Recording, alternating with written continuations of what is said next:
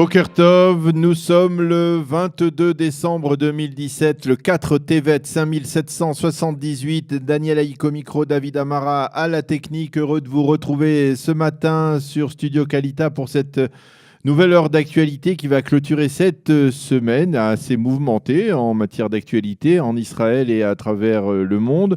Une heure d'actualité qui sera, il faut bien l'avouer, dans son ensemble consacrée ce matin au vote de la résolution de l'Assemblée générale des Nations unies annulant la déclaration de Donald Trump qui avait reconnu, vous le savez, le 6 décembre dernier Jérusalem comme capitale de l'État d'Israël. Nous allons en parler dans le premier journal de la matinée en vous citant les réactions à ce vote d'hier soir. Nous en parlerons également aussi vers 8h15 avec notre invité, l'invité de la rédaction qui sera le docteur Emmanuel Navon de l'Université de Tel Aviv et du Centre Jérusalem des études stratégiques. Nous en reparlerons également durant la revue de la presse qui cite de nombreux commentaires et éditoriaux à ce sujet. Peut-être que nous en parlerons aussi avec notre second invité, le docteur Michel Bensoussan, qui nous livrera ce matin vers 8h50 le mot sur la paracha de la semaine, la paracha Vaïgash en cette veille de Shabbat. Mais tout d'abord, comme promis, les grands titres de ce début de matinée.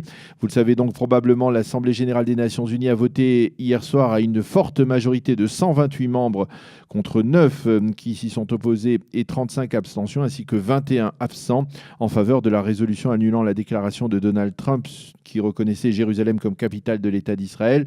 Il s'agit, il faut le souligner, d'une résolution sans effet direct sur le terrain, uniquement déclarative.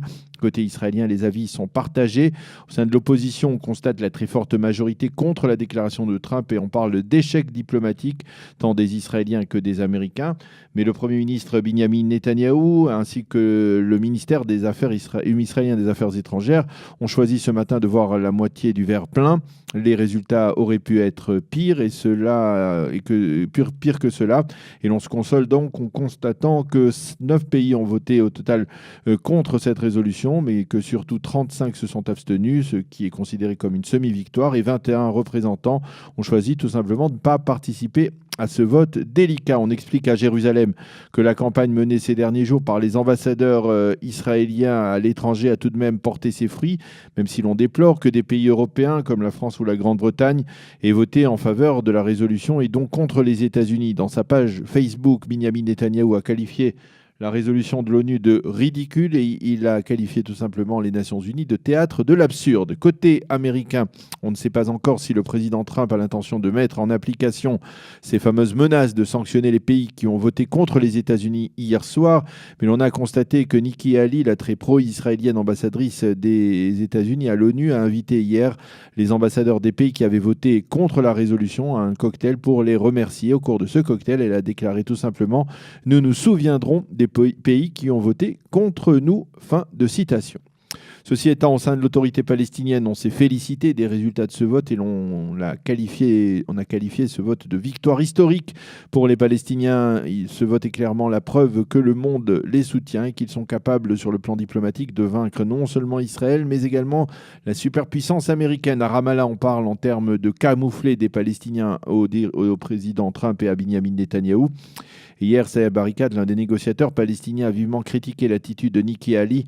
Il a affirmé que ces principes étaient en fait ceux du milliardaire juif américain et patron de casinos sionistes, a-t-il dit, Sheldon Adelson. La colère des leaders de l'autorité palestinienne contre Donald Trump reste donc très vivace et ceux-ci ne prennent plus du tout de gants pour parler de l'administration américaine comme une administration hostile. D'ailleurs, la visite de Mahmoud Abbas aujourd'hui à Paris et sa rencontre tout à l'heure à l'Élysée avec le président Macron devrait s'inscrire dans une volonté de la part des Palestiniens de plus en plus affirmée de tenter de trouver une alternative, qu'elle soit française ou européenne, à la médiation des Américains qui, selon Abbas, se sont eux-mêmes disqualifiés à la suite de la déclaration du président américain Donald Trump. Du côté du Hamas, on a remarqué hier la diffusion d'une vidéo du patron du mouvement à Gaza, Yahya Sinwar, qui n'a pas l'habitude de s'exprimer en public, mais qui cette fois fait une exception pour appeler à une nouvelle journée de la colère dans les territoires palestiniens et dans la bande de Gaza.